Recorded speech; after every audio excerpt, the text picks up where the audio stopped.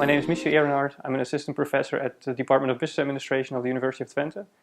My research and teaching is in the domain of organizational theory, which deals with how people effectively and efficiently organize. You've probably heard of the concept of bureaucracy, which often is seen as something negative. So a lot of procedures and regulations are in place in an organization, which slow down decision-making in an organization substantially. This image is being well portrayed in books by the writer Franz Kafka, who describes, for example, in his book The Trial, how someone, a chief executive officer of a bank, is brought to a court. However, they don't tell him what exactly he did wrong, or he doesn't know who is prosecuting him. So actually he doesn't know why he is at the court. He just has to go to the court over and over again, which makes it very complicated for him, but especially in the long run he completely goes insane, because it's very, if you're prosecuted but you don't know why, it's of course not a good thing to happen. Because he does not find out what happens, he goes insane in the end. And this is just a demonstration of how extremely amount of rules and regulations can have a big effect on people. However, this is the popular image that there is of bureaucracy. And on the other hand, there's a German scientist, Max Weber, who has said that bureaucracy actually isn't the worst thing to happen. He was living in the same time as Franz Kafka, and he actually described how bureaucracy can have a very good effect for organizations. So being clear on what the procedures and rules are, so you know how decisions should be made.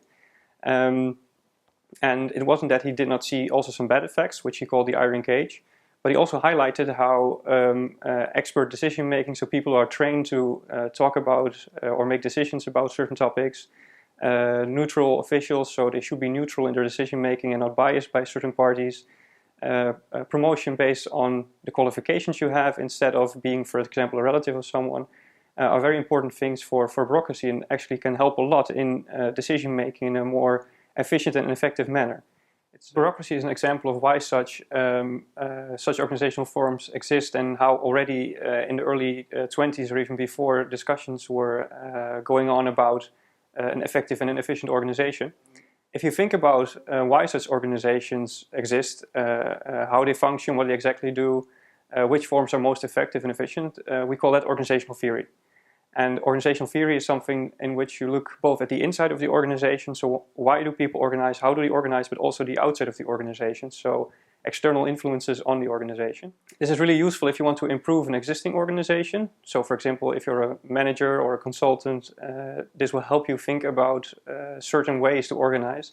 But of course it's also useful if you want to be an entrepreneur and set up a completely new organization. Some examples of organizational forms are, for example, of course, big companies like Coca-Cola, Shell, Google, which are well known and are active all over the world.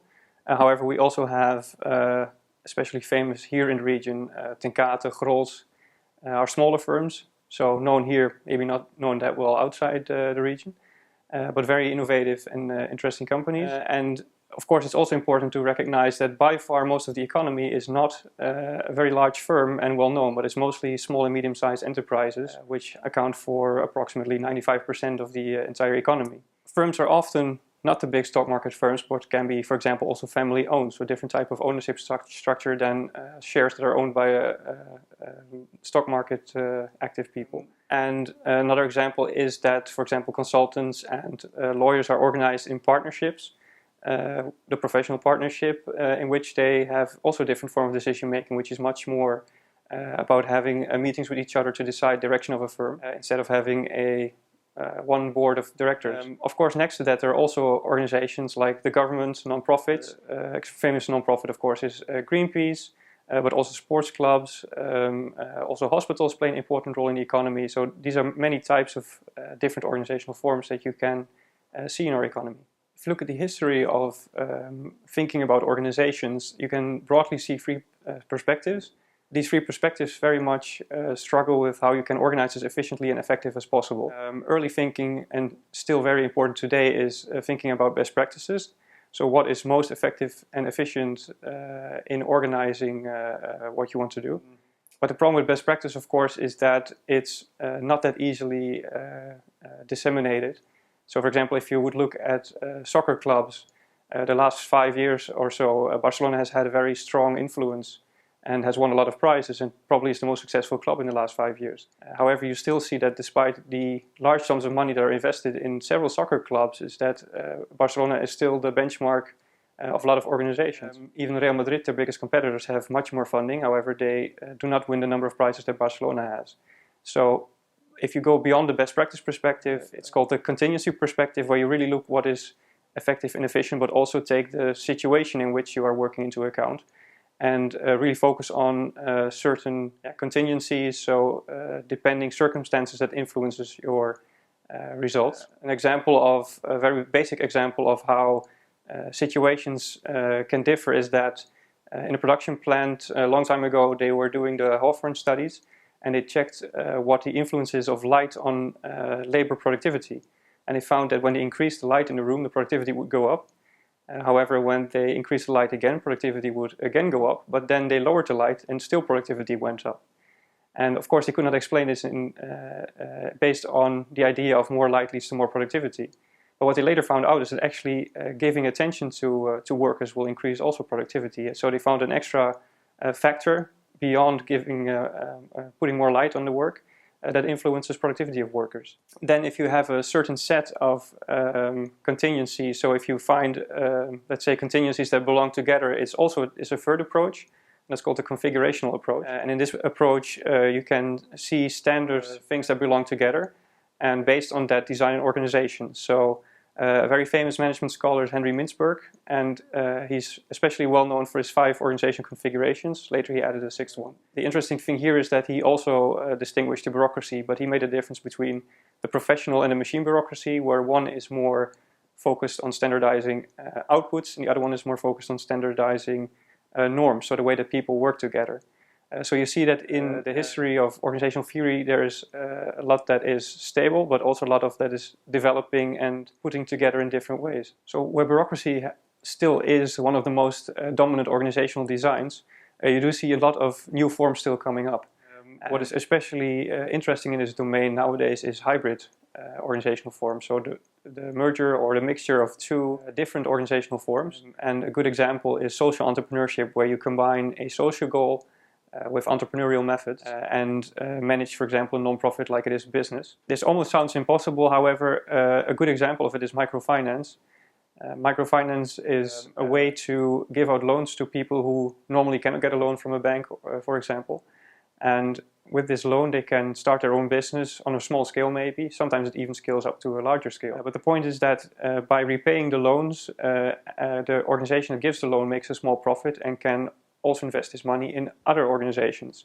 So you can really spread employment and alleviate poverty in a larger and larger area. Of course, for this is a very good way to work. So what happens is also that the person who was one of the most best examples of this is Muhammad Yunus from the Grameen Bank in Bangladesh. And he was actually awarded the Nobel Peace Prize for this way of working. And it's actually also an example now for stimulating employment in the Western world. Another example of such a hybrid logic is corporate social responsibility. So what you see is that firms, of course, aim for profit to be able to survive. However, these firms nowadays are also very much under pressure because of internet, mostly. Under consumer pressure, pressure by activists, so groups of people who think that a firm should be looking more towards the effects it has on local people, the effects an organization has on the environment. So how can you exactly deal as an organization with such pressures and combine both aiming for profit with not being damaging to your environment, be it in people or ecologically? So you can see that firms actually have multiple responses to this, and some firms actually just basically ignore what's going on. Other firms comply, and some firms just window dress. So they say they do certain things, but actually you will find out that if you look a bit closer that they're not really working on being more responsibly active, but just use it as a commercial campaign. So an example how this works is how Greenpeace has made a short clip and put it on the internet for a viral campaign and tried to influence KitKat or Nestle in using a different kind of oil. I've given a brief overview of some of the questions that organizational theory tries to answer, and also some of the uses it has in your thinking. It touches upon many topics that are related to organizing and how groups of people work together. And it challenges you to think about organizing in innovative and entrepreneurial ways, And actually, innovation entrepreneurship is one of the core themes we have here at the university in our business administration program.